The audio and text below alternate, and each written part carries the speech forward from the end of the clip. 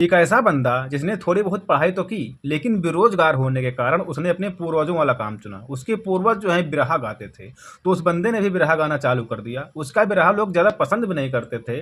बेचारा शादी बारात में जाता था, अगर जब वो बिरहा गाता तो लोग उसका बिरहा बंद करवाने लगते और उसको डांटते भी थे। लेकिन वो उनसे हाथ जोड़कर निवेदन करता है कि भैया मुझे बिरहा गाने दो, अगर तो मैं गाऊंगा नहीं तो मालिक मुझे पैसे नहीं देगा। और कभी कभी उसको पैसे भी नहीं मिलते थे। बेचारा अपने हारमोनियम को सर पर रखता और सीधा अपने घर चला आता। बहुत ही तंग आने के बाद उसने अपने पिता से कहा कि पिताजी ये मुझसे नहीं होगा, लोग पैसे भी नहीं देते और परेशान भी हो जाता हूँ, किराया भाड़ा लगा कर जाता हूँ और उधर पैसे न मिलने के कारण पैदल घर आता हूँ। तो उसके पिता ने कहा कोई बात नहीं बेटा, तुम काम करते रहो, जो लोग आज तुम्हारा बिरहा नहीं सुन रहे हैं आगे चल के वो तुमसे मिलने के लिए तरस जाएंगे। फिर उनके पिता का देहांत हो गया। फिर इन सबसे तंग आकर उसने बिरहा गाना न बंद करने की बजाय एल्बम बनवाना स्टार्ट कर दिया।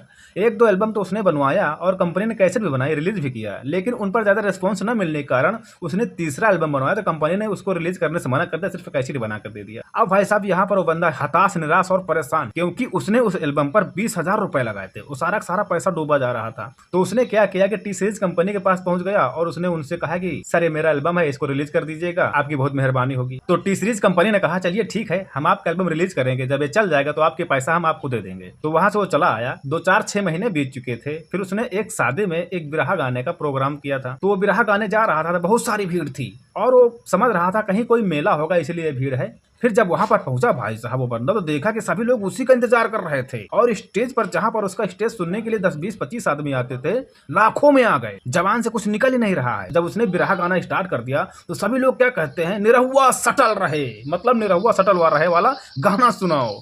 उसने भाई साहब सारी रात वही गाना गाया और सभी लोग खुशी से झूम रहे थे। भाई साहब उसी दिन से उसकी किस्मत बदल गई। तो भैया हम बात कर रहे हैं दिनेश लाल यादव की। तो भाई साहब उनके परिश्रम के बारे में सुनकर आपको कैसा लगा कमेंट में बताना, और वीडियो पसंद आई हो तो लाइक करके चैनल को सब्सक्राइब जरूर कर देना।